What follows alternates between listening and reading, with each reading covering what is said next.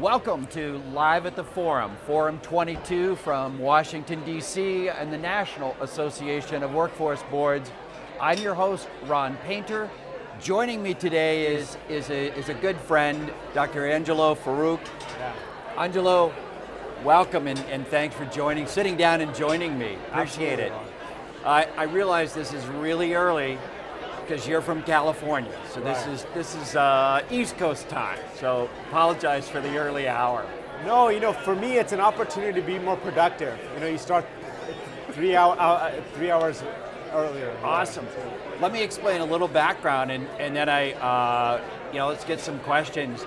You are currently chair Yes. of the California Workforce Development, the State Workforce Yes. Board. You sit on the Riverside Unified School District, but really working for the University of California, Riverside as an economist. Well, I do that in a part-time capacity. I'm Director of Economic Development at part-time at University of California, Riverside. Oh my gosh, awesome. We get to talk about, and what an economy to talk about. I'm always unclear. Eighth largest economy in the world? Fifth. Fifth largest economy in the world. So as a state board chair, fifth largest economy in the world, how do you even begin to approach like the size of California? How do you start to think about it in economic terms, in the workforce terms? Well, I think the important way to approach this from my perspective and the state really is from a regional standpoint. Because even though we're the fifth largest economy in the world, we're not a monolithic one economy-based state. And so every region has its own unique economic development assets, labor markets, and we really try to identify, harness, and engage those regions based on the context and the assets, again, that they're working with. So it really is let's break this up into different regions and different kind of industry sectors and unique needs. Exactly. Wow. And then try to put that all together. Well, and then the aggregate of it, it has the effect of the economic impact that California has, but also we look at it from a standpoint of scalability, because that's the advantage we have. We don't just look at ourselves as unconnected different regional labor markets, but they have their unique identities, and by having the scale of as a state that we can offer, we can actually create a much more opportunities, I think, just for California as a whole that way. So California, when I think about it from a workforce development standpoint, even outside of the economic factors in the state's really been hit by wildfires, by earthquakes, how do you factor in just like the environment, literally the environment of California? Well, there's a number of issues. You mentioned a few of them. Drought, the water issues is another very huge issues very right now, right? significant issue. I think this is why Governor Newsom and the California Workforce Development Board, our vision is under what we call the high road.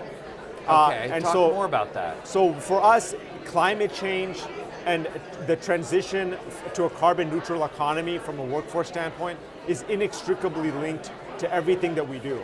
So it's not just about reducing emissions and for energy and how we frame and approach energy solutions and so forth with renewable energy, but it's also about the workers that are going to be impacted in those transitions of those economies. And so both ways, right? Exactly. Some people are going to be impacted in what they are doing. Some people are going to be looking at new careers or new skills. Exactly, and the thing is, from our standpoint, this is a great opportunity. We want to make sure that at a minimum, the job quality is, as a baseline, comparable to what they had in fossil fuel and those types of industries, which in many instances are actually very high quality jobs.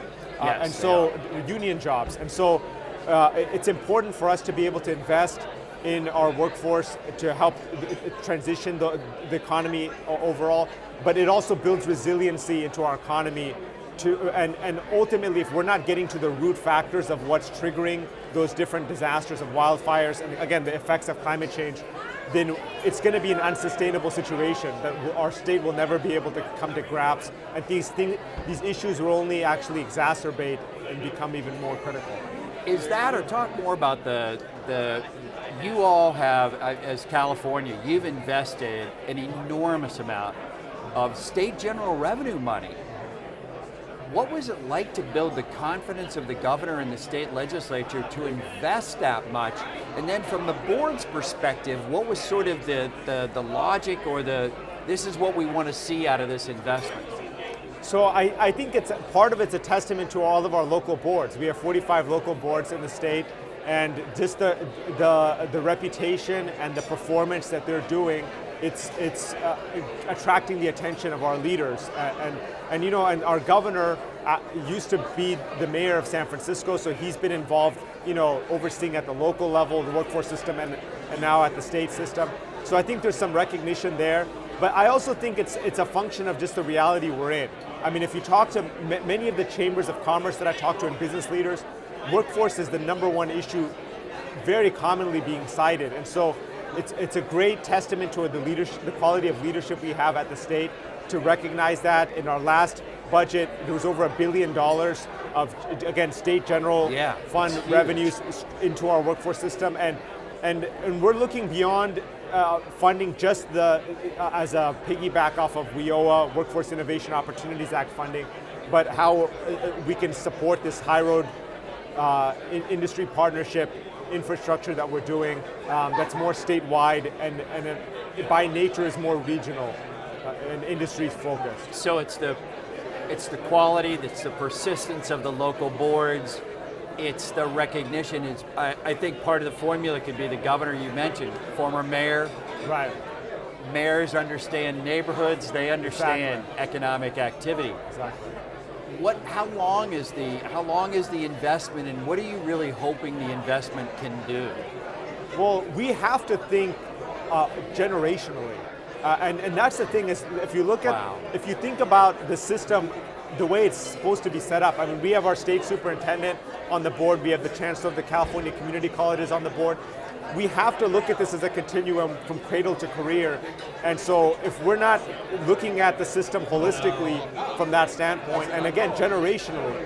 That's stunning to have that kind of foresight to think, okay, how do we impact a generation? Absolutely, because in especially those investments in early education, that's going to pay dividends. And especially because, as you know, Ron, many of the jobs that our young people are preparing for, they don't exist right now. Yes. And so a lot of it is based on competencies, foundational skill sets that will be applicable and have transferability as they go along their journey. Does your role on the school board,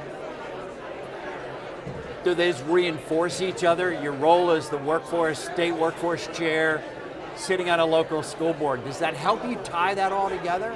I don't see them as distinctive roles. I see it as a continuum, and I think it's very relevant, and it helps center me also because you really look at, when you're looking at it, again, you have to look at it from the point of view of the customer, the future, the aspiring worker or the dislocated worker or the current incumbent worker.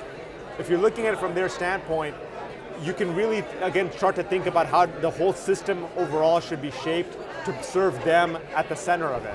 And ultimately, our young people, our youth, even though from a WIOA standpoint, 16 to 24 is youth, we have to look at it much deeper Let's than go that. back. Exactly.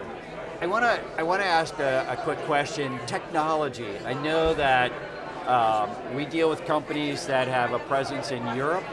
Europe has very strict privacy laws, as does California. Data is becoming increasingly important, how we look at that.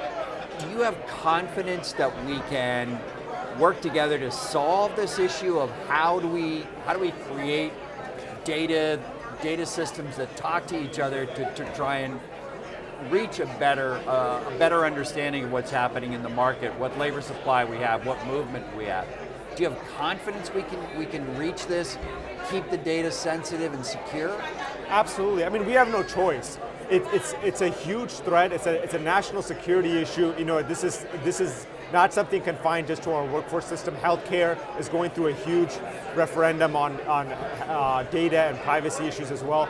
But the way I look at it is, one, it's about accountability. We need to make sure that if we don't have the right metrics and data to be working with, we can't measure and evaluate the effectiveness of the investments that we're making. So part of it to me is about that.